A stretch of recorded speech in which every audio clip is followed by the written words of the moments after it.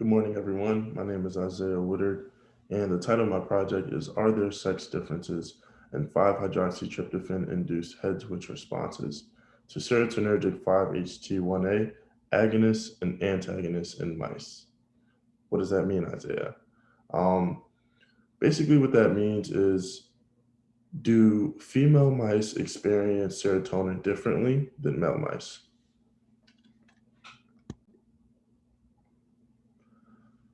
So let's get familiar with 5-hydroxytryptophan, also known as serotonin. So many people are actually familiar with the drug who are usually depressed or experience depression or anxiety, but it's used to boost the levels of serotonin in the brain.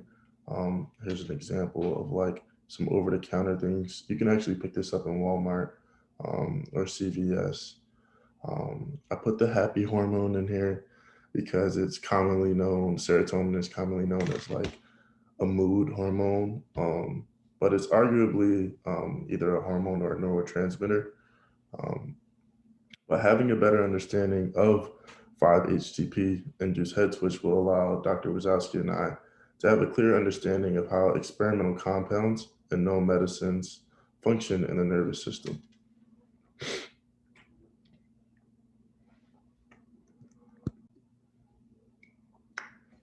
All right. So, what is serotonin, and why should I care? Why do you care?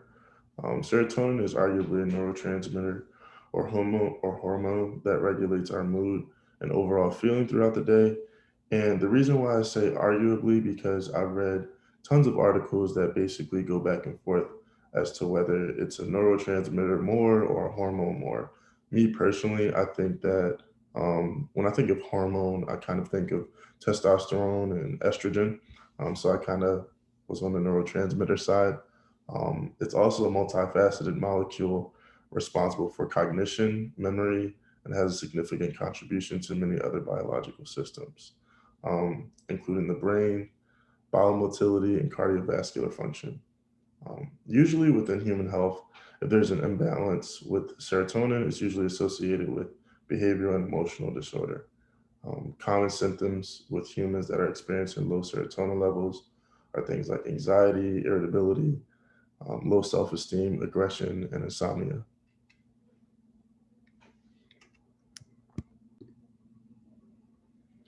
Excessive serotonin release in the brain can make mice, rats, and people have muscle twitches and more. In severe cases, it's called serotonin toxicity.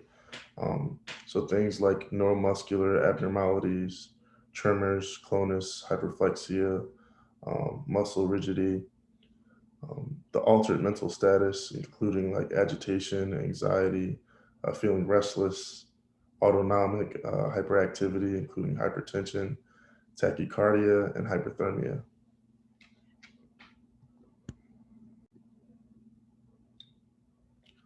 So 5-hydroxytryptophan is a precursor of serotonin, a major monoamine neurotransmitter in the brains of humans, mice, and many other organisms.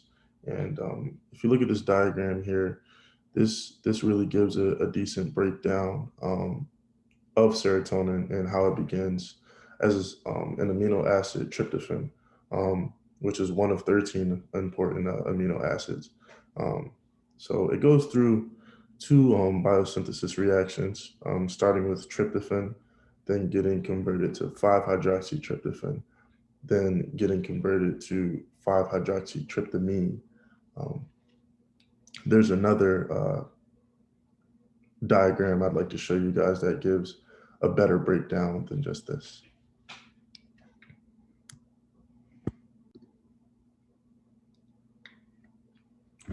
Okay, so tryptophan. Serotonin begins in the presynaptic terminal from tryptophan. In essence, tryptophan is the root of serotonin. Um, as mentioned before, what is tryptophan? It's an amino acid used in the biosynthesis of making proteins. Um, Tryptophan can actually not be just produced um, by our bodies. It actually is through our diet, um, including things like turkey, yogurt, eggs, meat and cheese, and fish. Tryptophan is also known to make you have a very tired feeling because this amino acid travels in the blood from the digestive system and later into the brain. The brain then converts it to serotonin, which is why we feel calm and sleepy after turkey on Thanksgiving.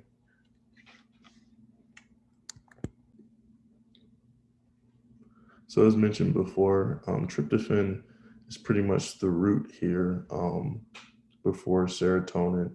Um, Tryptophan right here goes through a biosynthesis reaction, um, making serotonin, and then gets packaged into these vesicles in the presynaptic neuron. And it then gets released into the synaptic cleft, um, which the goal here is to meet to the postsynaptic neuron and then travel to from the 5-HT receptor to the 5-HT reuptake transporter. And monoamine oxidase pretty much breaks all this down. Not everything, but it kind of like balances out. Um,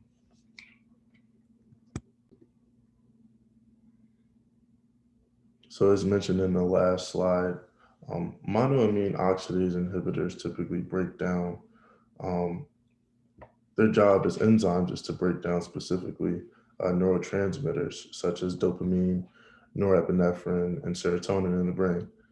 The inhibitors are the final step just before serotonin is released throughout the neurotransmitters in the body.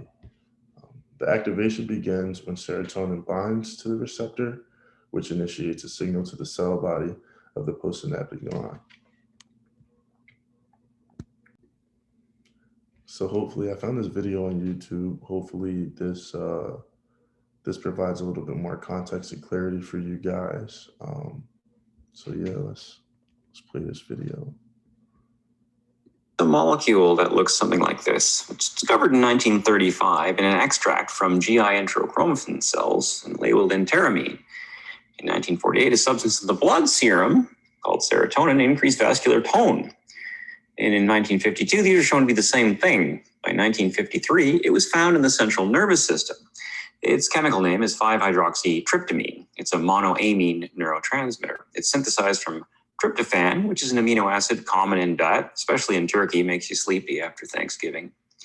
And from there, it's converted in 2 steps, 5-hydroxytryptophan to serotonin. It's metabolized by monoamine oxidase to 5-HIAA. 90% of it's in your gut, regulates intestinal movement. It also has a role in nausea and vomiting. It's also stored in platelets to join the clotting factor. So why is there a neurotransmitter in the gut? Well, your 30-foot long tube has its own nervous system, which has the same number of neurons as the spinal cord. Now, in the brain, the serotonin pathways start in the brainstem with the RAFE nuclei, where it is synthesized. First, it goes to the nucleus accumbens, the reward circuit, and then throughout the lobes of the brain. It's involved in mood, memory, sleep, and cognition. Key observations: it's increased in socially dominant animals and decreased in subordinates. It's also decreased in depression, anxiety, and OCD, and during the obsessive phase of falling in love. In the synapse, signal flow imagined from the left to the right. Down the axon comes serotonin into the synaptic cleft. It might hit a receptor, trigger some messages. It might get degraded by monoamine oxidase, or it might get taken back up by... So hopefully that was able to pretty much give you another illustration of serotonin physiology and how 5-hydroxytryptophan works.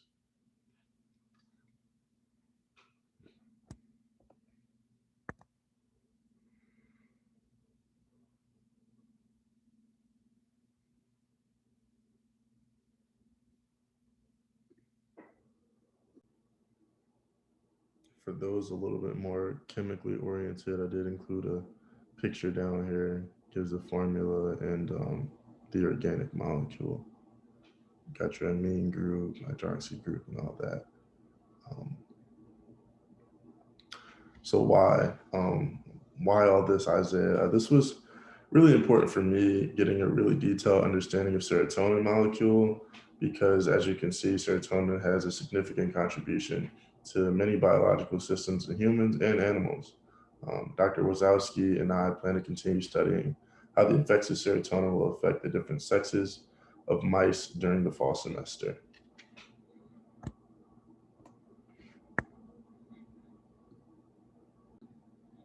I did have a video for you guys um, to actually show the effects of this live.